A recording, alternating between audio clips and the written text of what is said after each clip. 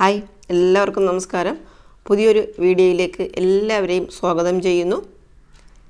Kerala school ശാസ്ത്രോത്സവത്തെക്കുറിച്ചാണ് ഇന്നത്തെ വീഡിയോയിൽ പറയുന്നത്. ശാസ്ത്രോത്സവം എന്ന് പറയുമ്പോൾ അതിൽ സയൻസ് ഫെയർ ഉണ്ട്, സോഷ്യൽ സയൻസ് ഫെയർ ഉണ്ട്, മാത്സ് ഫെയർ അതായത് ഗണിതശാസ്ത്രമേള, IT fair, work experience fair, ഇങ്ങനെ എല്ലാം കൂടെ ഉൾപ്പെടുന്നതാണ് ശാസ്ത്രോത്സവം എന്ന് പറയുന്നത്.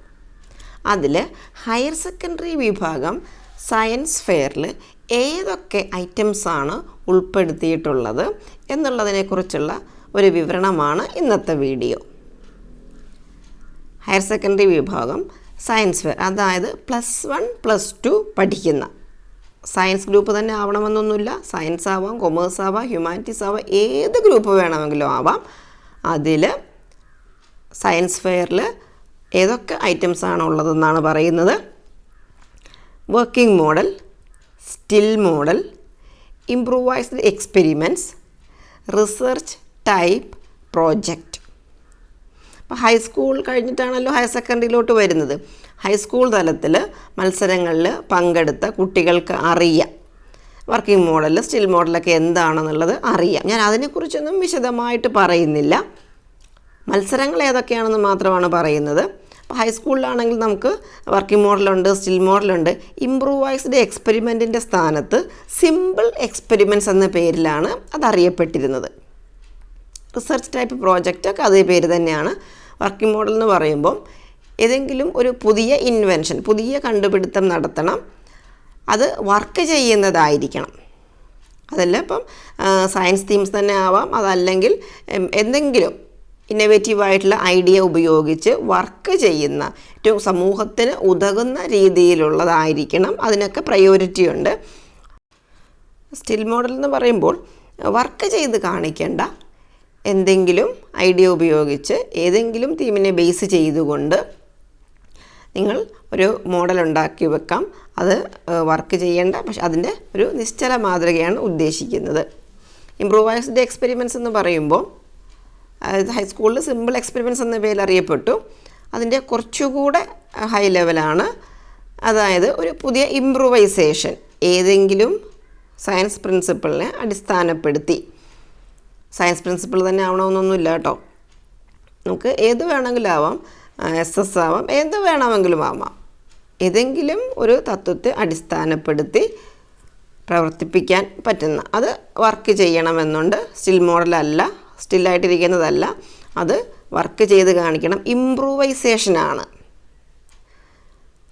അങ്ങനെയുള്ള ഒരു എക്സ്പെരിമെൻറ്റ്സ്, അതാണ് ഇംപ്രൂവൈസ്ഡ് എക്സ്പെരിമെൻ്റ് എന്ന് പറയുന്നത്.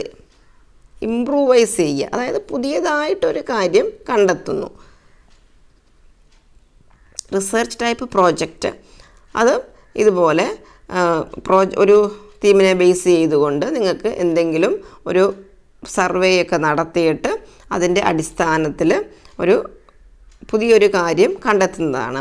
അപ്പോൾ ഒരു പ്രോജക്റ്റ് ചെയ്യുമ്പം എന്തൊക്കെ സ്റ്റെപ്സാണ് എന്നുള്ളതൊക്കെ അതിനകത്ത് ഉൾപ്പെടുത്തണം. പ്രോജക്റ്റുമായിട്ടൊക്കെ ബന്ധപ്പെട്ട് ഒരുപാട് കാര്യങ്ങളുണ്ട്. അപ്പോൾ ഈ പറഞ്ഞ 4 ഐറ്റത്തിനും ഒരുപാട് കാര്യങ്ങളുണ്ട്.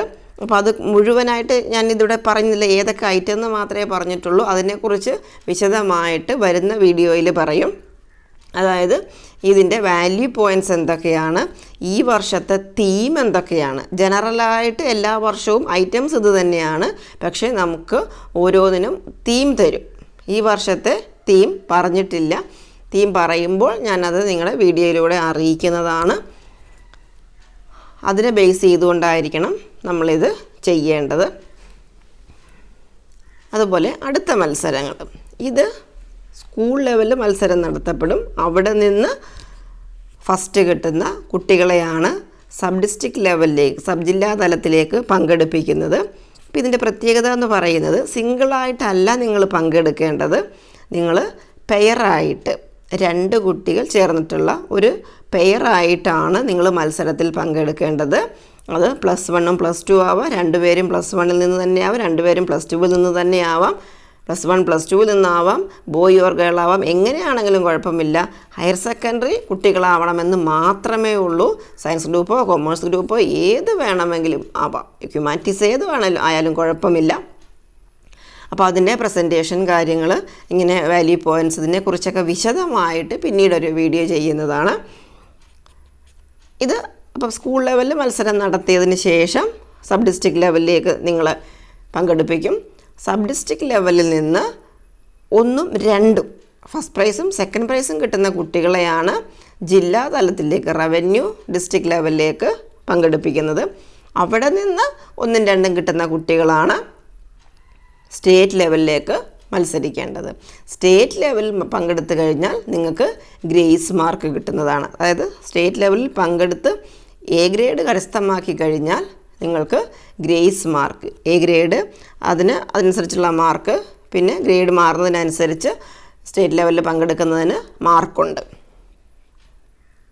ബി ഗ്രേഡ് ആണെങ്കിലും ഏതാണെങ്കിലും ആ ഗ്രേഡിനനുസരിച്ചുള്ള മാർക്ക് നിങ്ങൾക്ക് ലഭിക്കുന്നതാണ്. ഇത് കൂടാതെ മറ്റു 3 മത്സരങ്ങൾ കൂടെയുണ്ട്.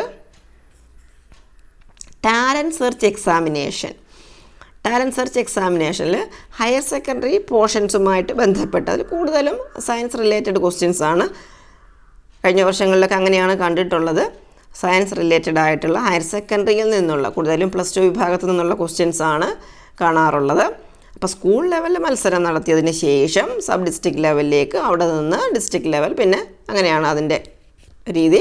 അപ്പോൾ അവിടെ പെയറല്ല, സിംഗിളായിട്ടാണ്. സ്കൂൾ ലെവലിൽ മത്സരം നടത്തി സ്കൂൾ ലെവലിൽ നിന്ന് ഫസ്റ്റ് കിട്ടുന്ന കുട്ടിയെയാണ് സബ് ഡിസ്ട്രിക്ട് ലെവലിലേക്ക് പങ്കെടുപ്പിക്കുന്നത്. അവിടെ സിംഗിളാണ്. അതുപോലെ സയൻസ് ക്വിസ്. ടാലൻറ്റ് സെർച്ചിൽ എല്ലാ സബ്ജക്റ്റും ഉൾപ്പെടുത്തും. സയൻസ് ക്വിസിൽ സയൻസ് റിലേറ്റഡ് ക്വസ്റ്റ്യൻസും മാത്രമായിരിക്കും ഉൾപ്പെടുത്തുന്നത്. സയൻസ് ക്വിസും സിംഗിളായിട്ടാണ് മത്സരിക്കേണ്ടത്. സ്കൂൾ ലെവലിൽ നിന്ന് 1ാം സ്ഥാനം കിട്ടുന്ന കുട്ടിയെ സബ് ഡിസ്ട്രിക്ട് ലെവലിലേക്ക്, അവിടെ നിന്ന് 1ാം സ്ഥാനം കിട്ടുന്ന കുട്ടി ഡിസ്ട്രിക്ട് ലെവലിലേക്ക്, പിന്നെ അങ്ങനെ സ്റ്റേറ്റ് ലെവൽ. അതിനെക്കുറിച്ചൊക്കെ നിങ്ങൾക്ക് അറിയാവുന്നതാണ്. അതുകൂടാതെ CV രാമൻ essay റൈറ്റിംഗ് എന്ന് പറയുന്ന ഒരു മത്സരം ഹയർ സെക്കൻഡറിയിലുണ്ട്. അതും എല്ലാ വർഷവും ടോപ്പിക് തന്നിട്ടാണ് മത്സരിപ്പിക്കുന്നത്. അടുത്ത മത്സരമാണ് CV Raman essay writing. Higher സെക്കൻഡറിയിൽ സയൻസ് ഫെയറിൽ ഉൾപ്പെടുത്തിയിട്ടുള്ള ഒരു മത്സരമാണ് CV രാമൻ essay റൈറ്റിംഗ്. അതിൽ ഓൺ ദ സ്പോട്ടിൽ 3 ടോപ്പിക്സ് തരും. ആദ്യം സ്കൂൾ ലെവലിൽ മത്സരം നടത്തും. അവിടെ നിന്ന് 1ാം സ്ഥാനം കിട്ടിക്കഴിഞ്ഞാൽ സബ് ഡിസ്ട്രിക്ട് ലെവലിലേക്ക്, പിന്നെ അവിടെ നിന്ന് നേരത്തെ പറഞ്ഞതുപോലെ ഡിസ്ട്രിക്ട് ലെവൽ, സ്റ്റേറ്റ് ലെവൽ, അങ്ങനെയാണ്. അതിൽ സ്കൂൾ ലെവലിൽ നിന്ന് ഒരു കുട്ടി, അതായത് സിംഗിളായിട്ടാണ് അവിടെ ഒന്നും പെയറില്ല. പെയറായിട്ട് പങ്കെടുക്കേണ്ടത് നേരത്തെ പറഞ്ഞ 4 ഐറ്റംസിന് മാത്രമേ ഉള്ളൂ. ഇവിടെ എല്ലാം കുട്ടി ഒറ്റയ്ക്കാണ് മത്സരിക്കേണ്ടത്. CV രാമൻ essay റൈറ്റിങ്ങിൻ്റെ പ്രത്യേകത, മത്സരത്തിന് ഏതാണ്ട് ഒരാഴ്ച മുമ്പ് നമുക്ക് 3 ടോപ്പിക്സ് തരും. ആ 3 ടോപ്പിക്സും പ്രിപ്പയർ ചെയ്തിട്ട് മത്സരത്തിന് പോകണം.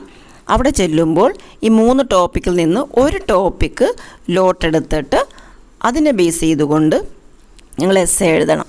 ഇതാണ് ഈ മത്സരത്തിൻ്റെ പ്രത്യേകത. 3 ടോപ്പിക്കും എഴുതേണ്ടി വരത്തില്ല. 3 എണ്ണത്തിൽ നിന്ന് ലോട്ടെടുത്തിട്ട് ഒരു ടോപ്പിക്കിൽ essay തയ്യാറാക്കണം. അത് ഇംഗ്ലീഷിലോ മലയാളത്തിലോ തയ്യാറാക്കാവുന്നതാണ്.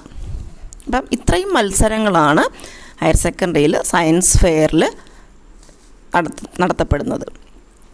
ബാക്കി വിശദമായിട്ട് പിന്നീട് അടുത്ത വീഡിയോയിൽ ഉൾപ്പെടുത്താം. Thank you.